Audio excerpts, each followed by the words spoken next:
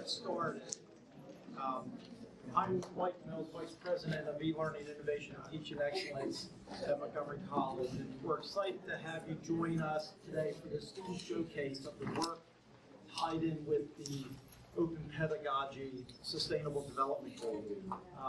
And I want to, at this point, turn it over to my colleague, Professor Shinta Hernandez, just to say a few words and welcome. Good afternoon, everybody. And Dr. Mills is right. I can only say a few words. For those of you who don't know me, I don't usually sound like this. So I partially lost my voice over the weekend. And in a room this big, I can't amplify my voice without straining it. And I want to be able to say some closing remarks. I'm just going to say, obviously I've said more than just a few words at this point. But I do want to say thank you and welcome. I know you all are very busy, and so I appreciate that you chose this opportunity to be here. I hope you will learn a lot from hearing the phenomenal student presenters who will talk about their work and how they engage in the community.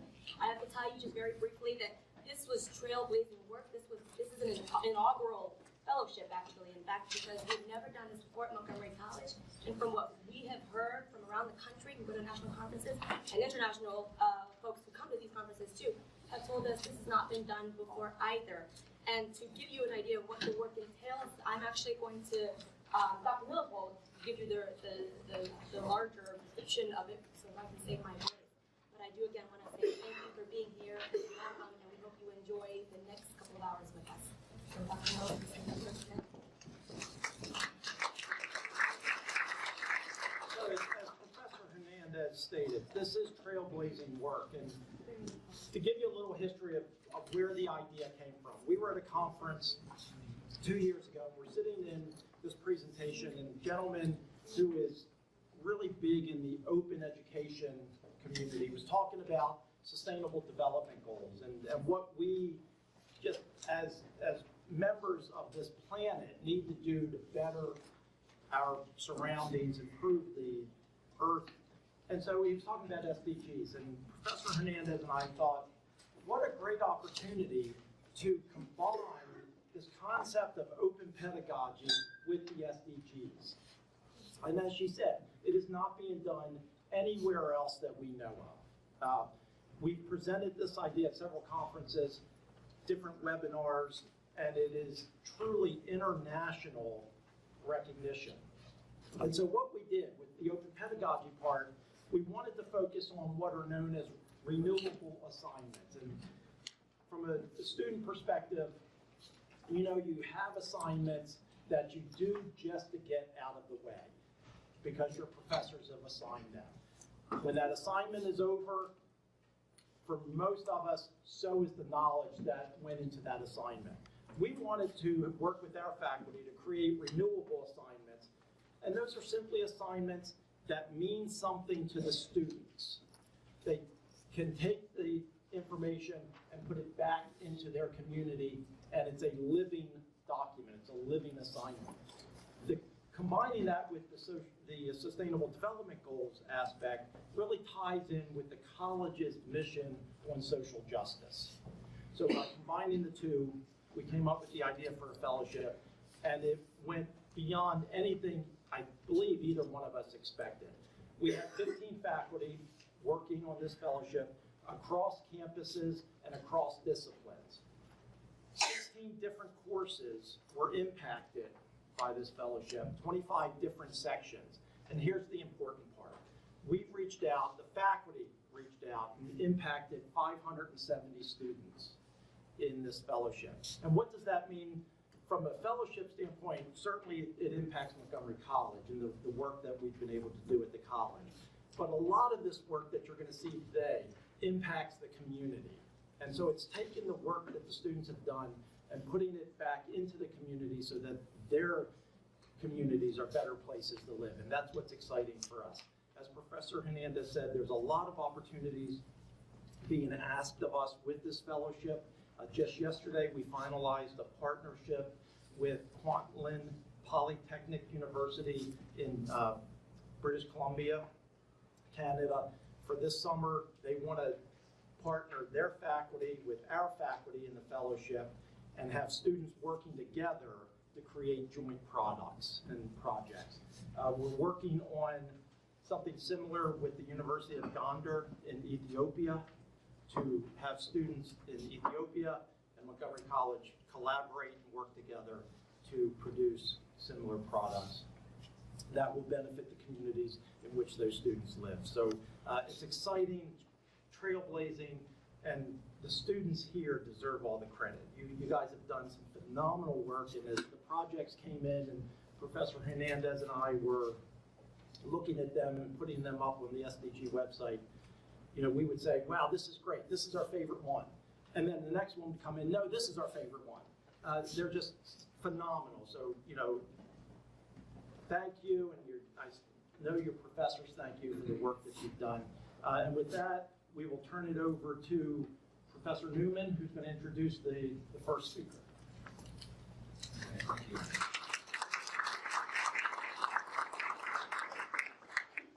right, so we get the honor of going first.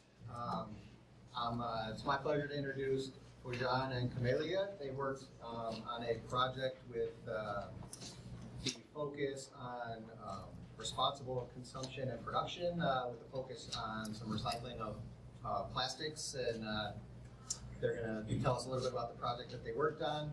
They were in my Organic Chemistry 1 class last semester. One of them is continuing in my Organic 2 class, and she had an exam this morning, so I'm not going to tell you which one it was. But you can bear with them, but I'm happy to hear what they have to say. So welcome. Let's hear what you got to say.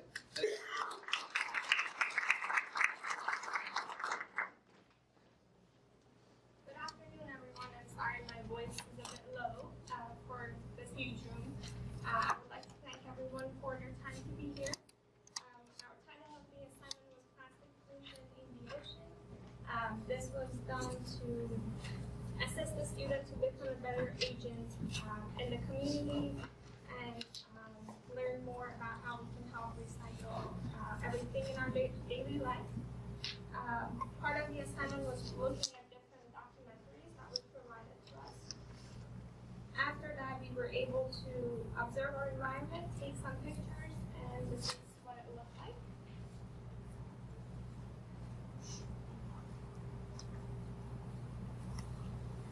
Our first stop was at a local park. We were able to observe many trash put in the environment. Problems of plastic pollution, we discovered a person fishing in the same ocean that we found out many garbages.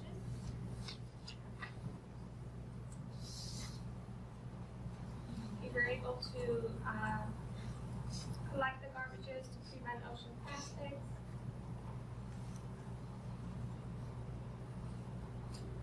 After collecting the garbages, we found a local recycling center at Shady Grove, where we could recycle plastics that we found out in the environment.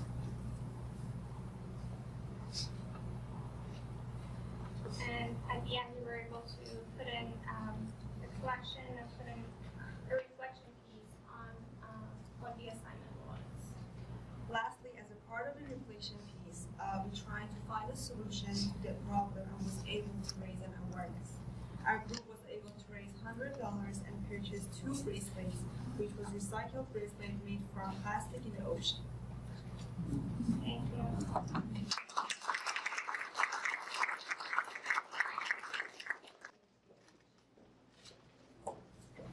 So forgive me, I'm a little under the weather, so I don't sound very good. I have the pleasure of introducing Kylie Evans, who was taking my Spanish 201 intermediate course last fall, and she's actually continued into intermediate Spanish 2 this semester.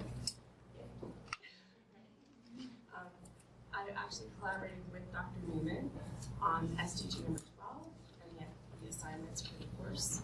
So you'll see some similarities between the presentation you just heard and how we decided to approach it for our class. Thank you.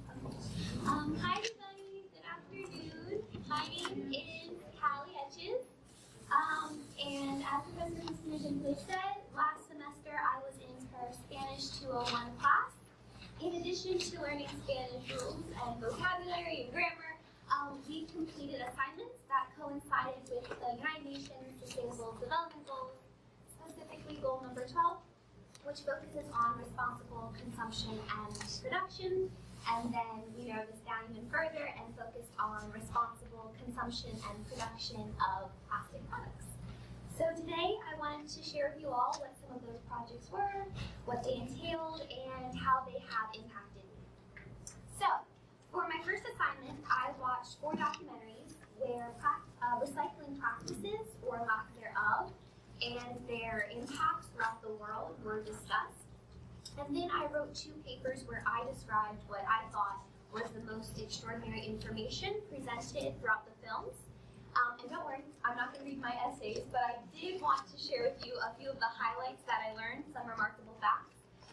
So, first of all, plastic never decomposes. Now, I didn't know this, but every piece of plastic that has ever been produced is still somewhere on Earth, whether that's in the water or on land, it's still somewhere, it doesn't go away. Next, the Great Pacific Garbage Patch. I don't know if anybody's heard of this, but the Great Pacific Garbage Patch is a place in the middle of the Pacific Ocean, and because all of the garbage is completely submerged underwater, there's no telling exactly how big this patch is, and there's also no pictures of it because it's underwater. But experts presume that it's somewhere between double the size of Texas to the size of the entire United States. So that was extraordinary. Every minute we use 1 million plastic bags. Every 3 minutes we use 85 million plastic bottles. 14 million pounds of trash enters the ocean every single year.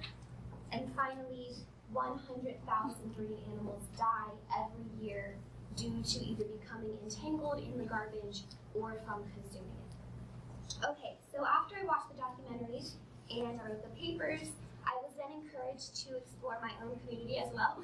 I went to explore my own community to determine where recycling practices were present and where they were absent. So I went to hiking trails, I went to playgrounds, I went to fast casual restaurants, I walked around my neighborhood, I walked around campus, and honestly, I was very disappointed with my findings because there was only one place out of all of these places where I was able to find a recycling bin next to every single garbage can. And I don't know if anyone wants to guess where that was. Anyone? It was here, yeah. It was here at Montgomery College, but the trails, the parks, the restaurants, my neighborhood, I couldn't find one. And I went to multiple restaurants, and I walked around my neighborhood for a while. I went to one playground trail, but I couldn't find them.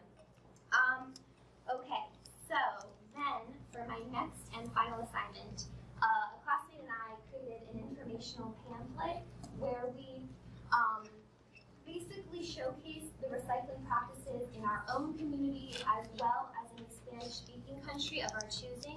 We chose Spain because we like Spain. But then we used this pamphlet to raise awareness and to communicate what the impacts are of good and poor recycling practices. And then of course, because this was a Spanish class, we then translated the material into Spanish so that it could be utilized by the Spanish-speaking population, whether that be a Spanish-speaking country like Spain or predominantly Spanish-speaking individuals in this country. Okay, and how this project has impacted me. So after completing these assignments, my personal behavior truly changed. I no longer use plastic cups, plastic bags, plastic straws.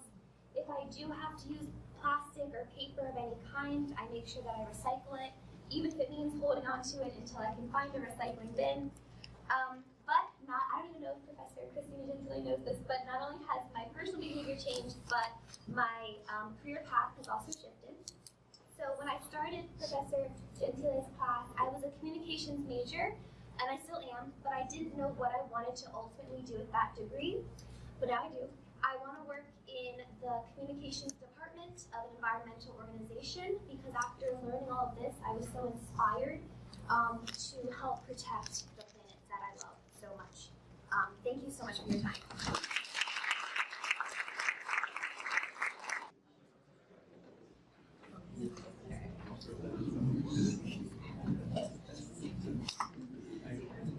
Alright, so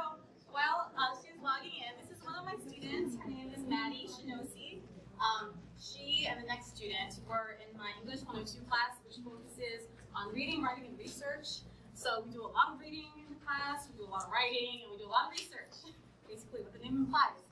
And we also worked on sustainable goal number 12, which is responsible consumption and production. And we were thinking about responsibly consuming something that we use every single day and probably don't even think about, and that's what we put on our bodies, which is our clothing.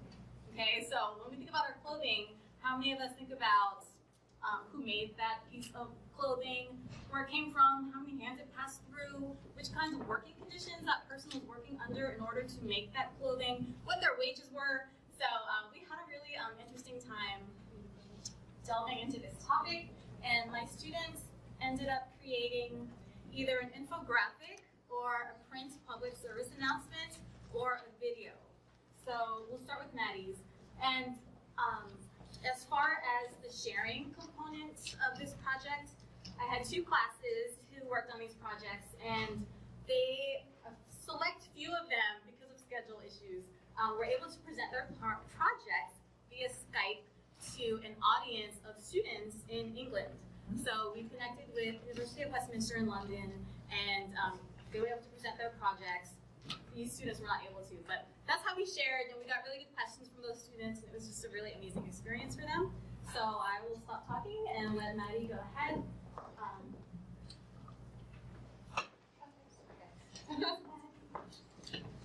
Okay, so this is mine and my partner Kin Tet. Unfortunately, she's unable to come today, but this is our SDG project. We decided to go with a PSA, and in our PSA, you can see sweatshop prisons where fashion enslaves children. And in here we have a child handcuffed to a sewing machine as she's making an article of clothing. And our message is to convey the lack of understanding and the lack of care for child labor and the horrific conditions that these workers face within the fashion industry. Children as young as 6 years old are working at rundown mass production companies and live in poor conditions to produce the clothes that we wear on our backs every day. Some of these items of clothing are made up of very cheap material and are manufactured for corrupt companies. And some of these companies produce fake brands and sell mass quantities of them for very cheap prices. Now, I like a bargain as much as anyone else, but these affordable and easily accessible products draw the attention of consumers, but what the consumers don't realize is that businesses like these cause their workers to suffer. Some factories lure young children to work for them by promising them education and experience. However, most of these factories are poorly maintained and have many safety hazards. For example, in 2013, the infamous Rana Plaza sweatshop collapsed in Bangladesh, leading to multiple deaths and injuries. Despite these conditions, though, workers still feel obligated to report to these locations in order to provide for their families, let alone survive amidst poverty conditions. Included in our PSA is a statistic from the LA Times, which shows how these workers who are being paid a non-livable wage are making shirts worth enough to buy a meal. For many of these child workers, there are hardly any other options in these poorer countries. And so while these workers are slaving away on a sewing machine day after day for practically nothing, the fashion industry thrives.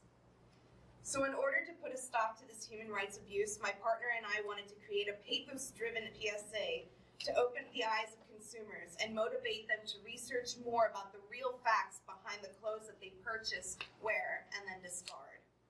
By providing a reliable statistic next to a powerful image, we hope to convince everyday people to rise up and take action, which is why we also provided the telephone number for the U.S. Department of Labor as a means to seek out additional information, as well as to find ways that we can put an end to child labor.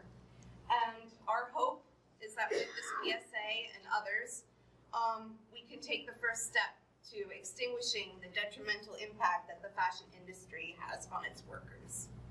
Tell us where you shot this. Oh, so we actually shot this with permission from the theater department's So yeah, and that's actually my partner Kim. So yeah. So this is Cat Nation, and same theme of garments, but a different take. So, my name is Catherine. My partner, Natalie Okovich, is in class right now, so unfortunately she could not make it as well. But unlike Maddie's project, which focused primarily on the human costs of fast fashion, we looked at something different. We looked at water, because it's a human necessity, and it's one which fast fashion has a very terrible toll on. So we just simply decided to make, well, a pamphlet wasn't quite enough, because we needed to write more, because there was so much information on this about how awful things can be, and how no matter what options there are, most of them aren't that great. And when you buy your shirt from Forever 21, let's say, or any other hundreds of thousands of fashion companies out there, no matter what your shirt is made of, it's going to have a negative consequence on the planet. And that's one thing we had to get across. It's not specifically like, if I buy my shirt made of organic cotton as opposed to regular cotton, it'll be fine. No, that isn't the case at all. And furthermore, it's not just the material that mattered, but it was also the lifetime of a garment. Because some people assume that when you buy a shirt, okay, it's been processed, it's been made, but the negative part is over. At this point, once you bought your shirt, it's eco-friendly. But that isn't the case either. Your shirt will produce some kind of negative effect from when it's made of, when the cotton that makes it is first planted, and it consumes large amounts of pesticides, or when it is dyed, and then suddenly there were awful mortants that are in the water, which was used to wash that freshly dyed fabric. Or perhaps when you throw it into a landfill after it has been destroyed in the washing machine after so many washes, then it'll release all sorts of not particularly pleasant materials into the water. So it's more or less, the project was focused on those two particular things. What your t-shirt is made of and how that matters, and the lifespan of it, and how that is equally important and equally negative. But that was also kind of a bummer. Hearing about, hey, my shirt is gonna kill the planet. So you have to do something too. We have to put down, what can you do? So a lot of times that is the question, what can you do? So what we've decided you can do, well, you can limit your frequency, that helps a lot. You can make things yourself, that helps a lot too.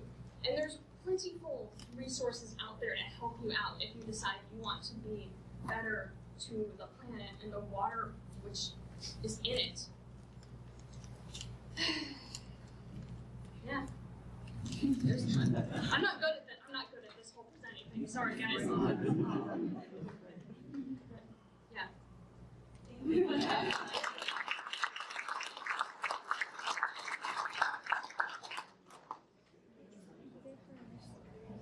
All right, so we have next here Adrian Hawkins, his professor, Dr. David Terrain, could not be here, probably teaching class right now, math class at the Germantown campus.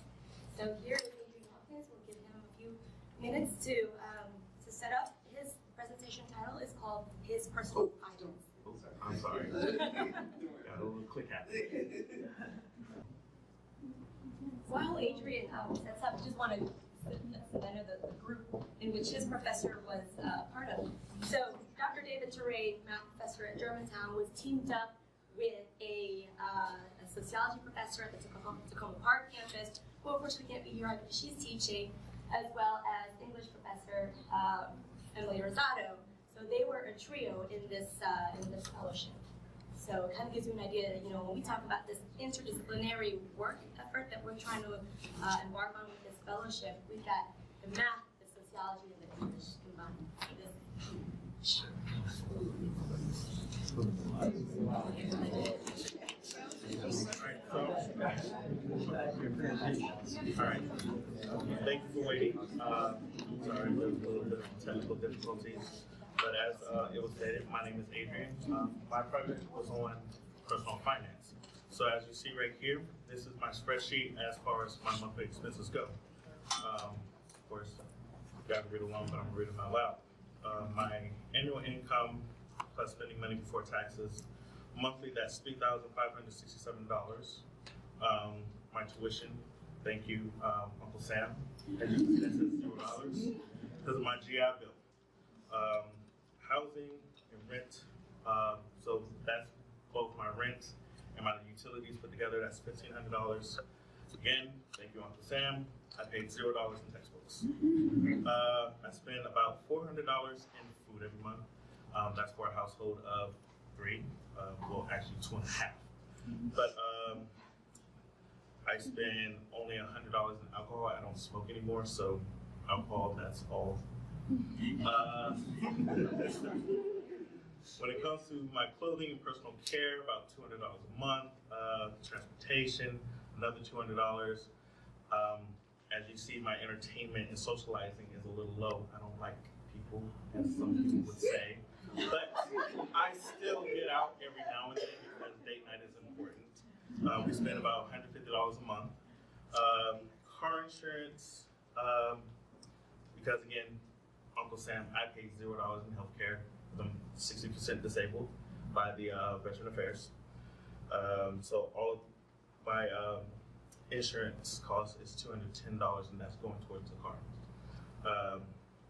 Cash contributions is $10 to my local VA center. I'm gonna pay $55 a month in for a cell phone. Again, I pay for my cell phone up front. I don't like to pay for it monthly. And miscellaneous expenses, it's about $400, and that goes towards my debt because when I was young, I made a lot of stupid mistakes. So they finally caught up to me. So the reason why we come up with the budget is, first, if we didn't have a budget, me and my wife, we wouldn't be able to spend as frugally as we do. We try not to be wasteful. So when we cook for 3. So that leaves 2 for me, 1 for her. Let's see what else. When we use products like our soap, our detergents and things of that sort, we try to use every ounce of it so that we're not wasteful. Because my mom, she would, that's a whole other story. When it comes to what we buy, I'm not afraid to say that we buy store brands. We're not above it. So as long as it's the same quality as your name brands, we eat it, we buy it. As far as what I drive, well, at the time that I did this project, I was driving a 2002 Honda Accord with a 4-cylinder so that I can reduce my carbon footprint as far as gas mileage. Also for insurance purposes too, because when I was in the Army, I had a Nissan 350Z, which was a sports car, and my premium was $2,000 every 6 months. Yeah, I was 19. To wrap up things, having a budget is a large step into financial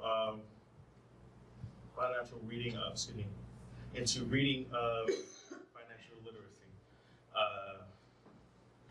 As the last presenter, I'm not really good with presentations and things of that sort. But if you don't have a budget now, I suggest you go out, do one, go to your nearest bank.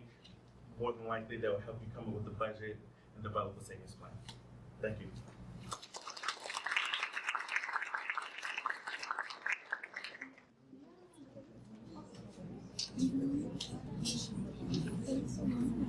Good afternoon.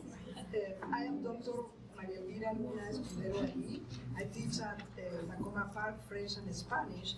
And last semester I had the pleasure to teach a class of 201 where I have this wonderful student, Natalie Portillo, taking the class, and she's going to present her assignment. Good afternoon, everyone. As my professor said, my name is Natalie Portillo, and I'm going to be presenting my cultural project based on the poverty in El Salvador. And just wanted to point out that this presentation was translated from Spanish to English for everyone to understand. The background and location of El Salvador. El Salvador achieved independence from Spain in 1821 and from the Central American Federation in 1839. I also wanted to point out that the capital of El Salvador is San Miguel, and my background is from El Salvador, but I was born here. Also, El Salvador is in Central America, bordering the North Pacific Ocean between Guatemala and Honduras, and also Central America's smallest country. What causes poverty in El Salvador? There are three major causes of poverty in El Salvador: an unproductive economy, crime, and climate change. An unproductive economy. We all drink coffee here, and I'm assuming. And much of the coffee that we all drink comes from El Salvador. But lately they've been having some trouble producing it because of the coffee rust, which is a fungus that kills coffee beans, and it has reduced the exports. And crime is another big thing that's been a problem for El Salvador because, as you all know, there's the MS-13, which has caused many deaths in El Salvador, and gangs have had a great impact on El Salvador, causing much of the country's poverty, and many are forced to immigrate into the U.S., and as you can see, we're having problems with that because of the caravans that have been coming from El Salvador and many other countries like Guatemala and Honduras. And climate change. I think every country is affected by climate change, and El Salvador is very vulnerable to it because of its location. And changes in climate change have already started in El Salvador, which drought has affected 80,000 people. As climate change continues, farming will become difficult in El Salvador. As I explained before, like they produce coffee, and agriculture accounts for 17.3% of total employment. As farming becomes less available, more rural Salvadorians will find themselves in poverty. And these are things that I think that can make a difference. I talked about Prudencia Ayala. She was a writer, a social activist in El Salvador who fought for women's rights in El Salvador. I know this is about poverty, but I think that it's very important to point her out because if she defended women's rights, we can also defend people in El Salvador and make them be heard so that they won't be affected by the crime and violence that is affecting their country, which is making them immigrate to the U.S. My reflection, I learned that El Salvador is in a crisis and that this is not the only country that is in a crisis, and poverty is the number one goal we need to eliminate. I would like to help El Salvador and in many other parts of the world because I know that it's not just El Salvador that's affected by poverty. There's also poverty here in the U.S. I would also like to help them with the career I'm pursuing, which is interpreter. And I think that I can help many people from different languages be able to communicate with each other effectively and be a bridge for them. Because in interpreter, I can help people communicate spoken languages like Spanish with English, and I can help be a voice for them, for the people that want to get out of poverty and all the discrimination that's going on with the people coming to the U.S. And this is the research I did to find out in order to make this presentation.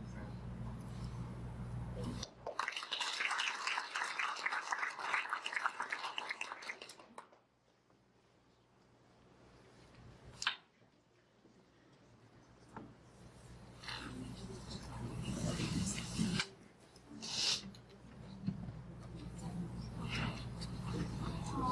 I'm sorry, thank you, Professor, to point out that the capital of El Salvador is not San Miguel, it's San Salvador.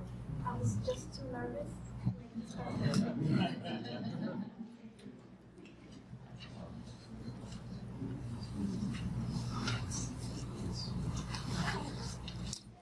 to record this for some future use. Speak up. Okay, so I'm Allison Melly, and I teach psychology. I partnered with Professor Blue, who teaches ELAB, English Language for Academic Purposes, which took a while to get used to what that stands for.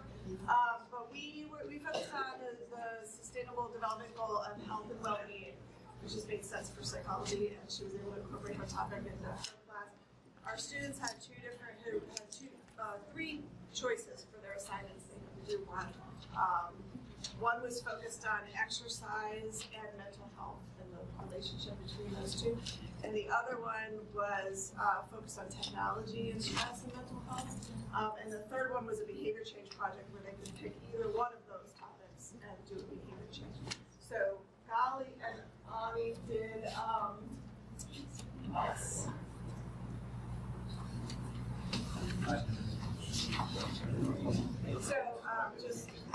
tell you a little bit more about the project while they get started. I took whoever was interested on to a 5K run that benefited the organization Every Mind, which is a mental health advocacy organization and treatment. So the run benefited that organization, and I was actually able to raise a ton of money to pay for all of my students who wanted to participate in the run, which was really nice. So shout out to all my friends and family who funded my students. So are you ready? Yeah. Oh, it was that one. Okay.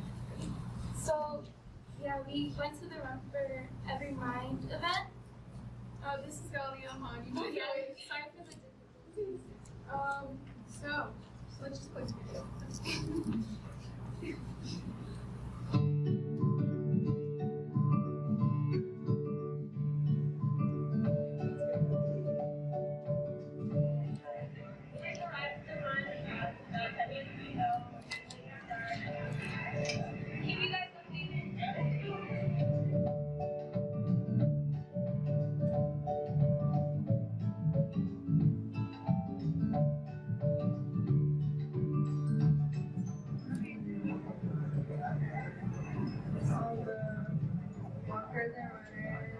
There's the rest of the walkers.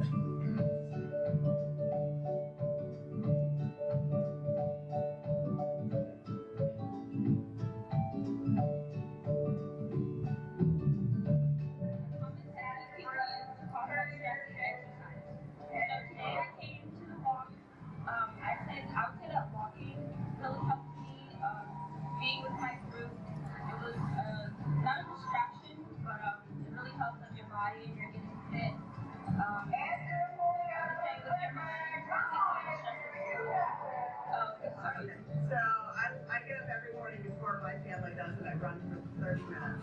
I don't go real fast, but it wakes me up for the day, and I feel good mood if I don't do it. That these individuals are less prone to stress because they're always active, they're always moving, and they have a healthy lifestyle. People who are more active tend to be less depressed than people that are less active, and people who are active and then stop being active are more likely to get more depressed. It's proven that after moderate exercise, your mood is enhanced, so the link between exercise and mood is crucial. How do you feel about volunteering today? I feel great. I came out and helped this nonprofit organization. It was working great. I knew it was for a good cause. Thank you. I've been a runner for 40-some years now, and one of the reasons I got into running was for the physical aspect, but I found out my life is that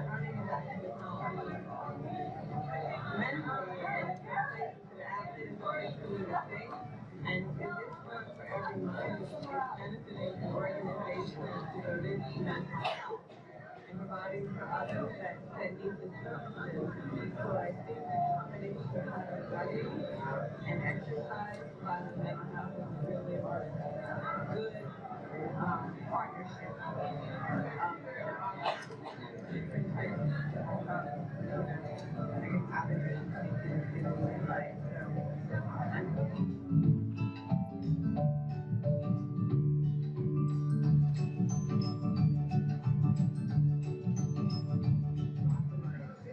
I came out here today to volunteer and help out, and I feel like, you should come on, come out, come support us, have a good time. Sure.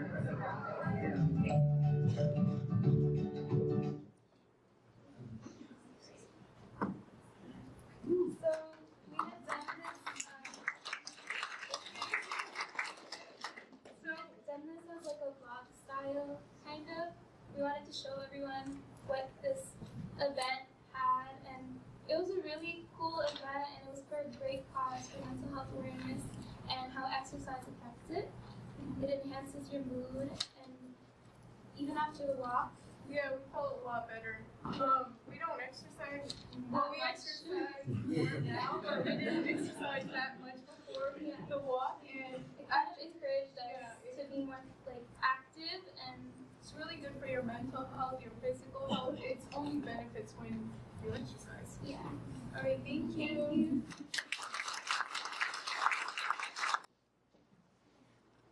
So I worked with Dr. Melly. I'm Amanda LeBleu. I teach at ELAB, which is English language for academic purposes.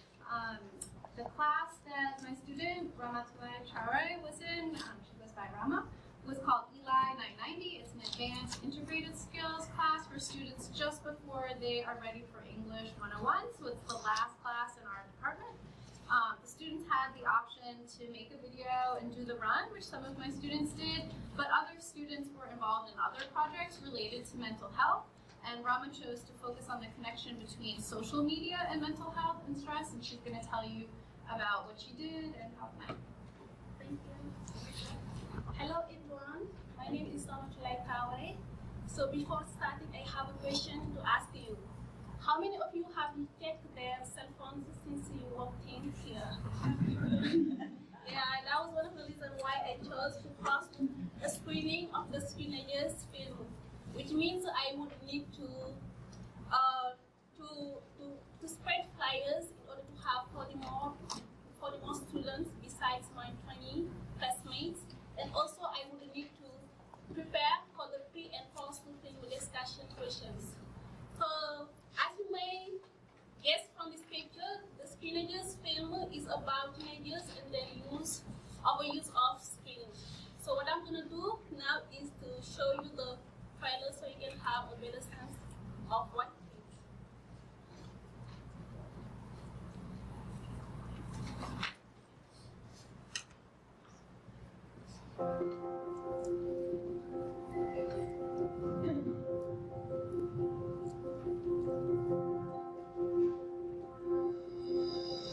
It all started with one question. What new phone to get my daughter? I knew what Tessa wanted, a smartphone. I learned that you spend on average 6.5 hours a day looking at screens. As a doctor, I decided I needed to understand the impact of all this screen time on kids. And as a mom, I needed to know what to do. The young adolescent brain can oscillate back and forth very, very quickly, but it comes at a cost. I'm so distracted by my phone, so it's hard to listen to a teacher and actually understand what they're saying. What's extraordinary about the studies on multitasking is even though you're doing worse and worse on everything you're doing, you feel as though you're doing better and better. Who's there to catch you at home? Your mom? You can outsmart her easily. No offense. Yeah, Mom, it's really hard math thing. The game industry has designed these games to become universes where these kids enter and they don't want to come out to do math. Who wants to do math? When I tried to stop him from playing the game, he turns into another person. I gamed until like 1 in the morning, and then I gamed 3 in the morning, and then I gamed until 5 in the morning. Most of the time, he'd be on the computer, it felt like he was in a different world. I didn't realize how much my sister cared about me. The thing that matters is not whether you're a good person, it's how you look. I took a picture of myself in my bra and I sent it to him. When I got to school, I was doing what everyone else did. This is one of the most difficult parenting issues we've ever faced. Internet consumption, video game use is very complicated to parent around. The mistake that parents often make is that they assert their authority without planning it in a way that makes sense to their child. When parents tell me not to do something, I'm like, more than happy if I did. One of my parents actually has that deep conversation. It works a lot better. It's evolution, it's the future, it's too late, I'm addicted. No, it's not too late. The research that shows human resiliency gives me hope. My friends and I go out to eat. We'll all agree to put our phones in the middle of the table. Whoever checks their phone first has to pay for the meal. When I study, I turn off the data on my phone. I can't go on the internet, and I can't get text messages. We have to think about everywhere that kids are in the real world and how we can help educate them in those spaces. We can't just say it's on the schools, it's on the parent. We have to do this as a community.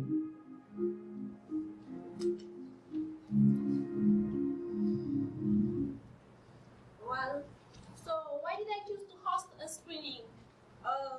While being aware of some of like the effects of excessive use of screens on teenagers, because of some articles that we read in class, in my Eli 990 class, and my own experiences, I wanted to help spread the word. Like I wanted to help spread how we can tackle the pressing problems related to it. So another reason was I wanted to challenge myself to establish balance around screen time, because as an adult I still struggle to manage my screen use. So last reason was, since I'm from like my first language is not English, nor is it my second language, so that was an opportunity for me to improve my English skills. So what did I do exactly? My professor, Mrs. Leblanc, handed out some flyers.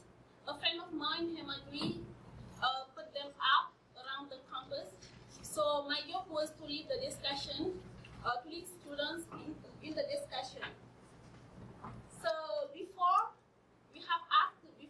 like the film, we asked the audience some questions. One of them was, how many of you have used like yourself? I'm sorry, I'm a little bit stressed. How many of you have checked their cell phones in the last 5 minutes? And interestingly, we all did. Before the film, after the film also, me and my friend Hemadri went back to stage and asked some questions, including how does screen use affect children's development, how do personal digital devices affect school life, and how can we achieve balance. So what did I learn from the project? So throughout the discussion, I've learned about some apps that other students have had downloaded in order to control their screen time. Also, I've learned from in watching the film that how rapid stimulation, like the effect of stimulation on children. Like there is a research mentioned in the film, which was conducted on young mice. After being repeatedly exposed to switching light and sounds after one another, the young mice faced difficulties like in learning, and also the changes were permanent. Another thing that I learned from the film was, even though teenagers tend to struggle to manage their screen time, they can still learn self-control, which is a good thing in order to address the problems. So in hosting the screening, I learned more to be engaged in the society, like in the community, by speaking more with people. So you may probably wondering like whether I impacted enough the audience, so in turn they spread the word out. The answer is I do not know. The only thing that I know is I tried my best to do so. Thank you.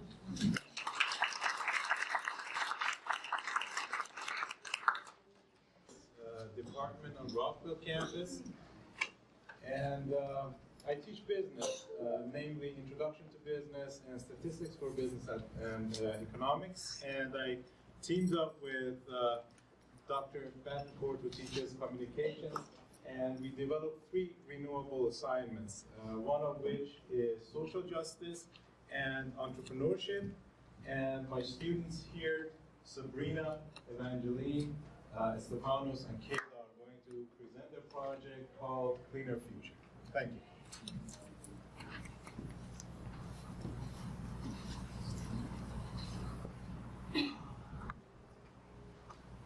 Hello everyone, I'm Evangeline. I'm Sabrina. I'm Kayla. And our project is Cleaner Future. So last semester in our Business 101 class with Professor Albee, we were given the Social Justice and Entrepreneurship Project. The objective was to raise awareness about the overconsumption of plastic and offer alternatives with the goal of reducing waste and pollution in hopes to preserve the environment. Our project, Cleaner Future, supports United Nations 12th, 13th, and 14th Sustainable Development Goals. Our target for the projects we're working on are the residents of Montgomery County.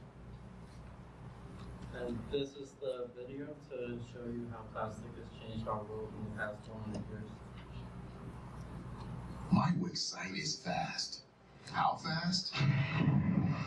Turbo fast. When the gods granted King Midas one wish, he wished that everything he touched would turn to gold. Midas was delighted. Trees, rocks, buildings, all gold. But soon he found in horror that his food turned into gold as well. When he hugged his daughter to soothe his pain, he realized his mistake too late. The richest man in existence was starving, heartbroken, and alone. Humanity got a similar wish granted when we learned how to turn brown, stinky goo into magic. Plastic. Cheap, sterile, and convenient. It changed our lives. But this wonder of technology got a little out of hand. Plastic has saturated our environment. It has invaded the animals we eat, and now it's finding its way into our bodies.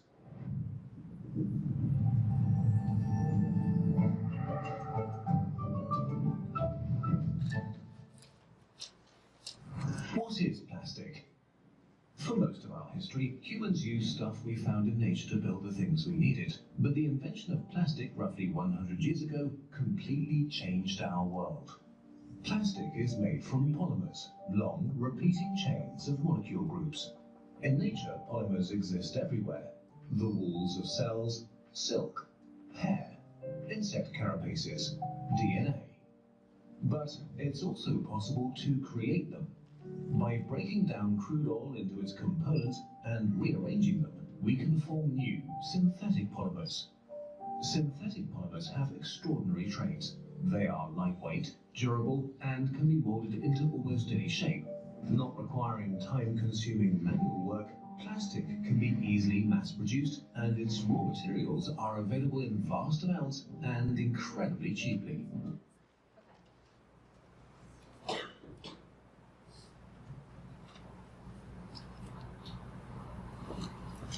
So the first sustainable development goal we're working on is goal number 12, which is responsible production and consumption.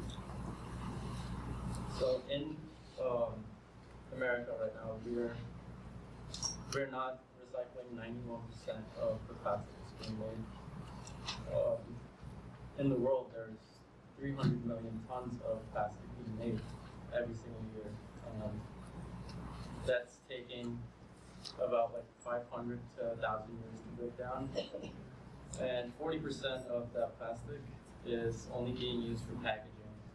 So a study was done by the University of California showing the largest amount of single-use plastic was all made by production in industries. Sustainable goal number 13, which is climate action, educating young people on climate change to put them on a sustainable path early on. This photo right here shows the life cycle of some single-use plastics. And as we know, these plastics never fully go away and still remain on Earth in the form of microplastics.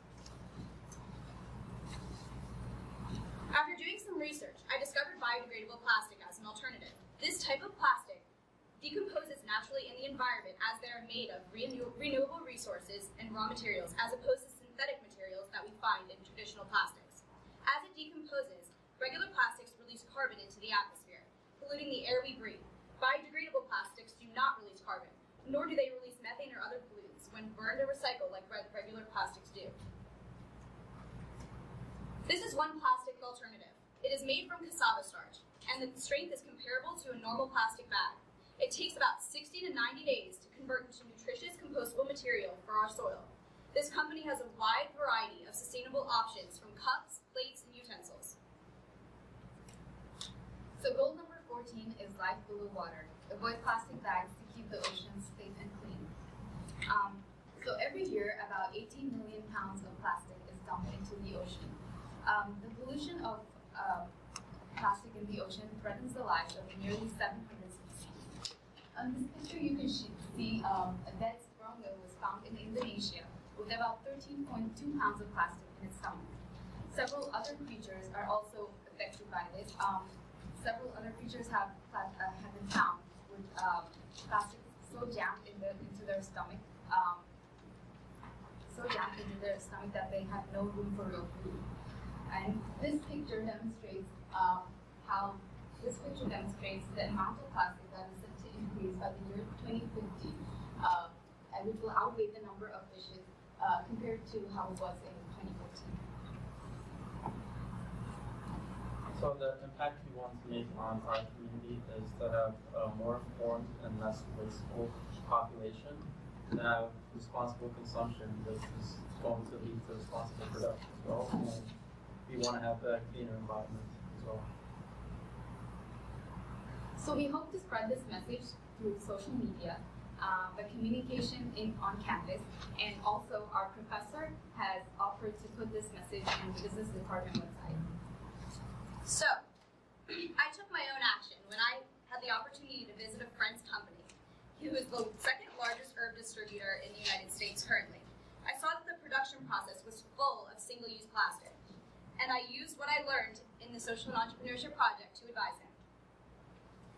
So this is his facility. Everything is made all from single-use plastic. The photo you see on this side is actually what is distributed to the fresh market.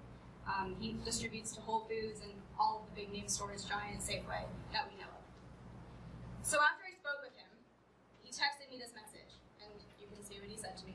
But as you can see from these messages directly from the CEO, he had not been aware of the impact he was having on the environment, nor what alternatives were out there. This got me thinking, and I presented him with a thorough crash course, literally, thorough crash course, and worked with him to find the best packaging materials for his type of company. Now they are being implemented. I used this opportunity as a case study for a potential venture that would allow other companies to do the same thing. I teamed up with my best friend Kayla, who will go into detail regarding our business opportunity. So, using what we learned from Evangelin's experience with Goodness Gardens, we realized that we had an opportunity to essentially take this concept of environmental consulting and reach a wide variety of companies that have a very similar significance on society. So with that, the idea was to essentially offer a crash course to these large companies that have a major impact on the environment using the production that they are undergoing and the materials that they're using in their production. The concept of our business plan is pretty simple, but it is crucial. With the thorough research that we have been putting in through this project and after this project, we are able to present these clients with a very thorough and detailed, yet very concise and easy to understand document of what exactly it is that they are using, the materials, and what the impact that those materials have on the environment.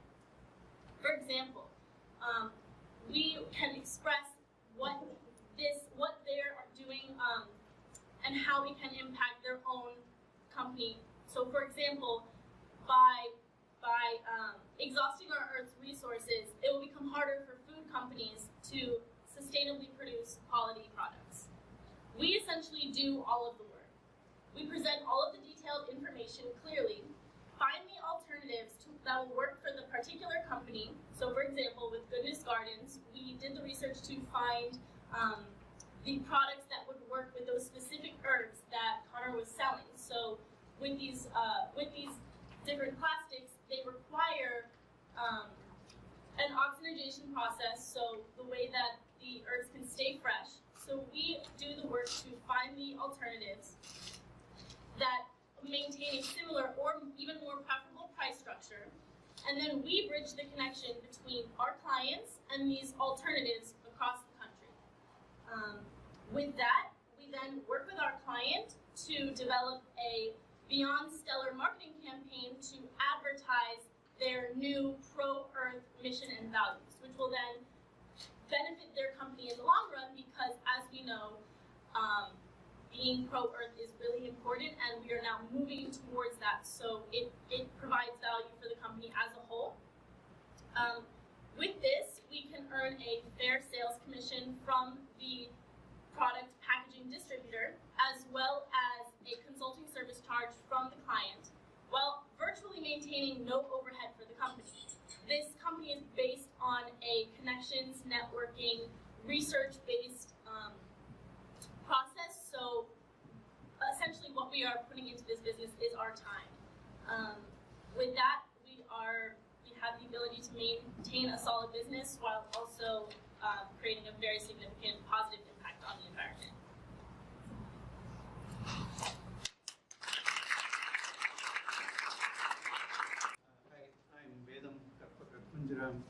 I teach biology here at Rockville campus.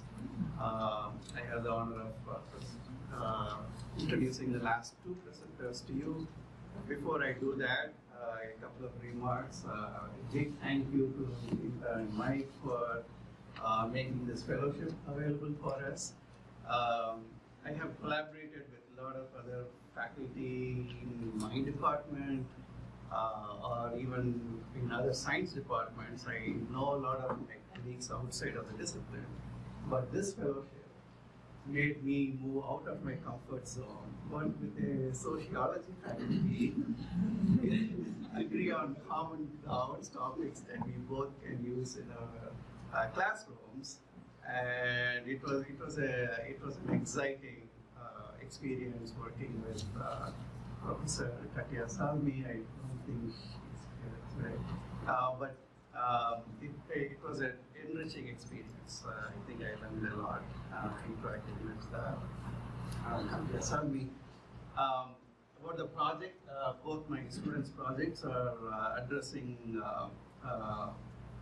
reduced inequalities, so that's that 10th sustainable development goal.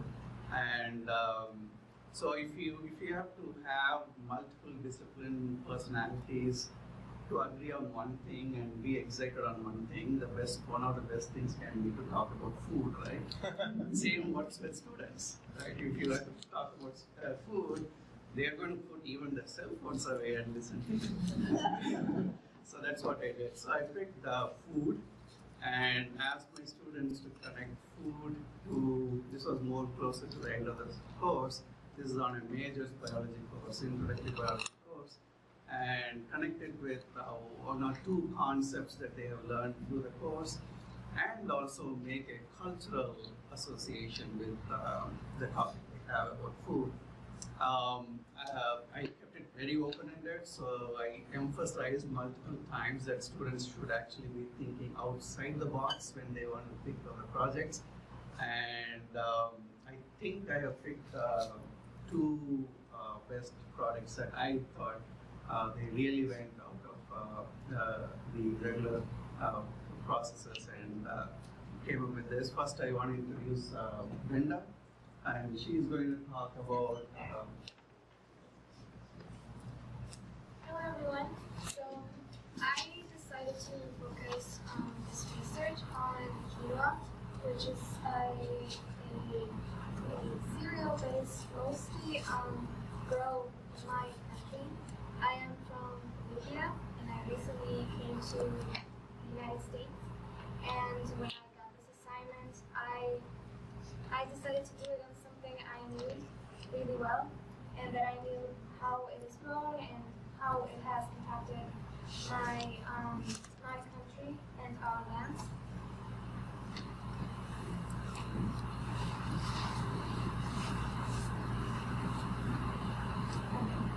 So, quinoa is a pseudo-cereal with a great nutritional quality. It is mostly produced in Peru and Bolivia. Its composition is mostly of proteins, and it has a high percentage of phenylglycerine, which is an amino acid really important for the synthesis of other amino acids. It also has a high percentage of carbohydrates, meaning that it is a great energy source, and also has fats and fiber.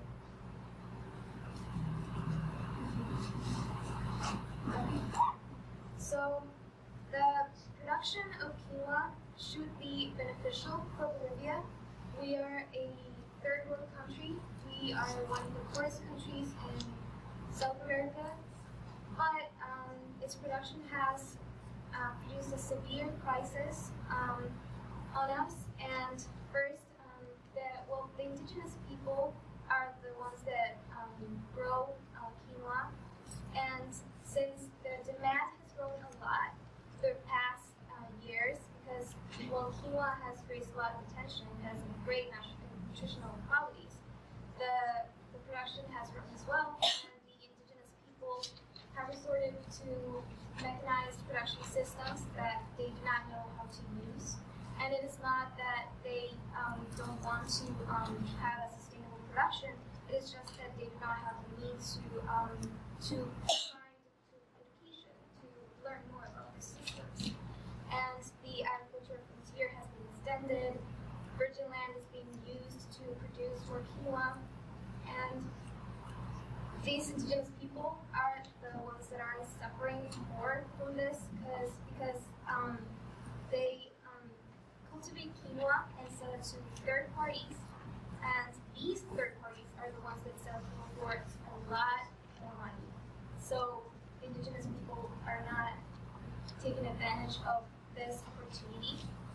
And what I believe that the government should do, and the University of Copenhagen did a research on this, the government should invest more in education, but especially to indigenous people who do not have the means, do not have internet, do not have anything that we have. So we should do that. I can show you a clip of the product of my assignment.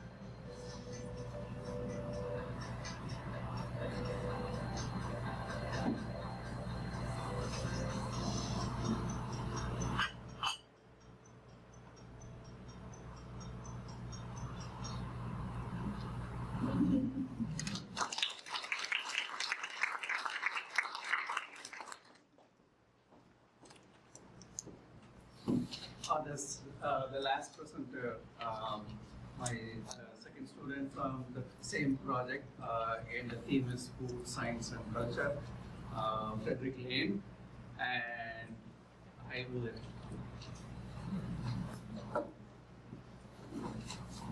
All right.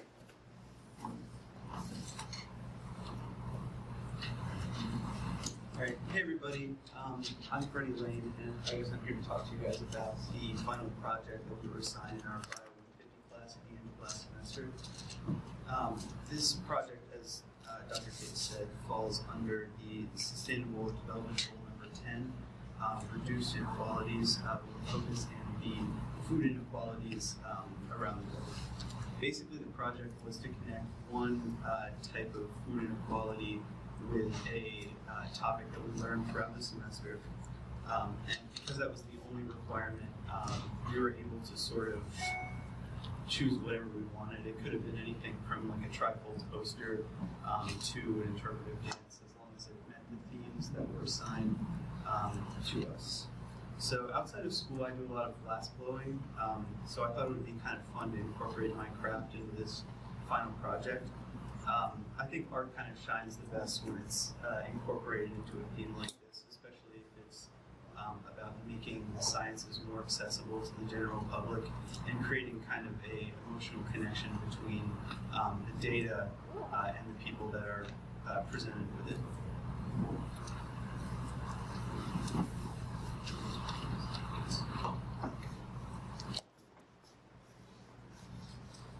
So I've been monkeying around with glass for a couple of years now, and I'm always kind of hesitant to include it in school projects just because it's such a weird medium. As I try to meet the requirements that are given to us in projects, whatever sculpture or whatever it is I choose to do tends to get more and more complicated. And as that happens, I get more and more worried that it's going to break 12 hours into the making process and I won't have anything to turn in, which isn't really something you have to worry about when you're making a PowerPoint. So I often end up staying in the kind of safer bets. But because of how open this project was, I was a lot more comfortable doing something a little bit more outside the box, as Dr. K said. Because I could compromise on my design ideas a little bit more, and I wouldn't have to worry about not meeting certain requirements just because it was such an open and broad theme. So the sciences often use simplified diagrams to make things easier to understand, and oftentimes these are actually pretty easy to replicate in glass. The best example that I can think of is 3D models of molecules, where balls and bars are kind of put in place of atoms and bonds that are being used. So that's basically the first thing that popped into my head when I was doing this project. I'll do a 3D model of a molecule or a vitamin.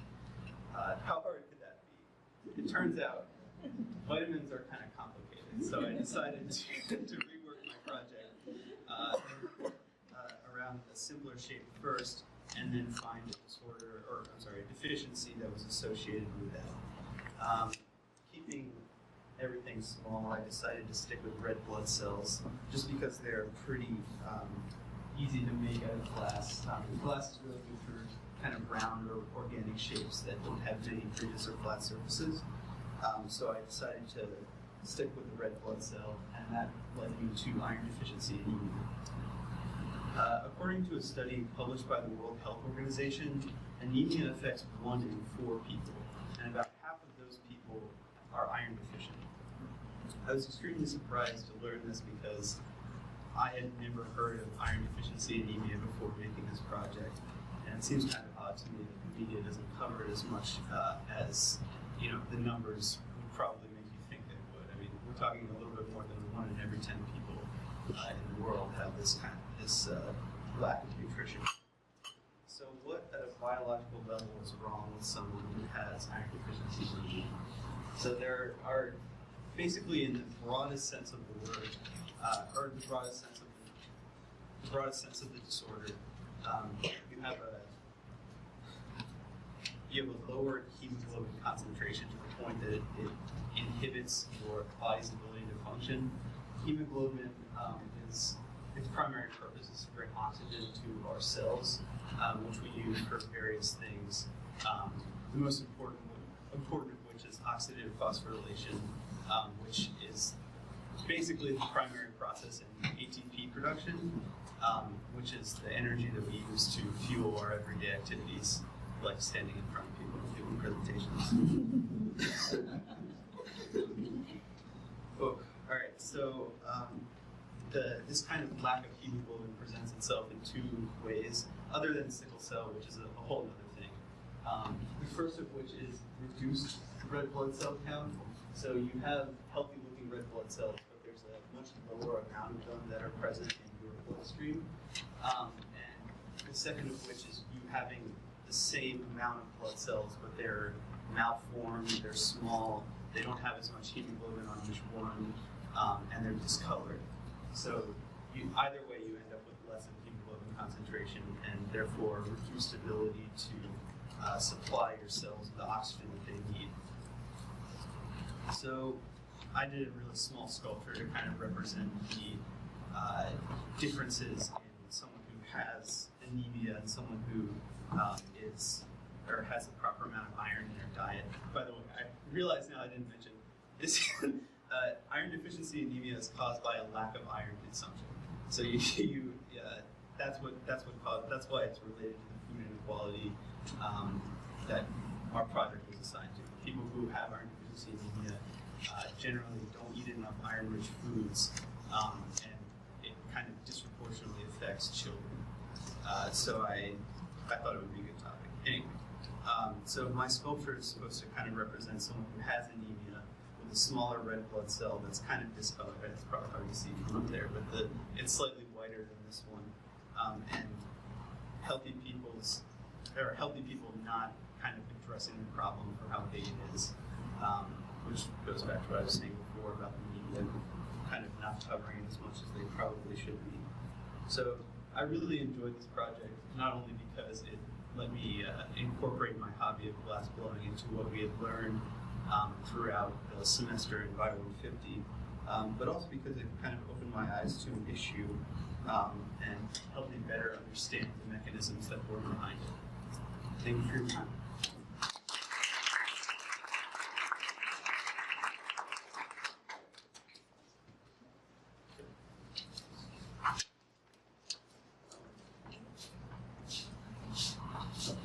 Well, I hope you're as blown away by this as I am. And as the students were presenting their projects, I turned to Professor Hernandez and I said, these projects, these assignments mean something to these students. And I hope that the students who weren't involved in these projects see that. And I certainly hope that the faculty and staff who are here are able to take that back to their classes, because it really meant something to the students who participated in the work, because it impacts their community. And I just, if you could give a round of applause for all the students. Before I turn it back over to Professor Hernandez to say just a few closing remarks, I want to thank a few people who helped with this event. One is Katie for your work with the food. So thank you. And my right-hand person with the web design and the video recording, Neek Wynn. All of these presentations have been posted on our website for others around the world to see and to use. And so, Dee, thank you for your work there. So, I'll try to do my best here. It's a camera can catch my voice. For those of you who walked in late, this is not how I usually talk. This is not my normal self. Again, I want to reiterate what Dr. Mills just said. Thank you so much for being here, for supporting the work, for listening and hopefully learning throughout the last couple of hours with us. The reason, Dr. Mills mentioned in the beginning, the reason why we decided to do something like this is really honestly just this global mission of ours. Collectively, we can change the world one at a time, but how great is it that we can change it together? And then we can, make a difference. And so, the United Nations has charged the entire world with achieving those 17 the Sustainable Development Goals by the year 2030. So I think if we do one school at a time, right? And so we talked about the partnership that we just established with Canada, and that we are having conversations to establish another partnership with a university in Ethiopia. I mean, the work will just keep going and keep going and keep going. And so I think this is going to be wonderful stuff. This was an inaugural thing for us, so I appreciate that. Well, let's give a round of applause to the faculty colleagues, please, for really deep diving with us and for our resource individuals, Shana Blonsky, Buddy Muse, Nick Shishka, and everybody else out there who's very supportive of this work. Many of you didn't necessarily know what you got yourselves into, and in some cases, Dr. Mills and I also didn't know what we were getting ourselves into. So thank you for your faith in us. And we talked about another iteration of this to come very soon. So if any of the faculty colleagues in this room, or you know a faculty colleague in your space who might be interested in this, an application process will come out shortly at some point. So we do hope to be able to expand this and continue the great work that so many of our faculty and our students have done and continue to do in the community. We are hoping that this is not something that just ends today. This is hopefully the beginning of something, and that the work that you all are doing and the faculty, the assignments, and the coursework that you all are creating tied to the UNSDGs will continue to be something that you keep doing in your courses. So thank you very much to everyone. I don't know if you wanted to say some.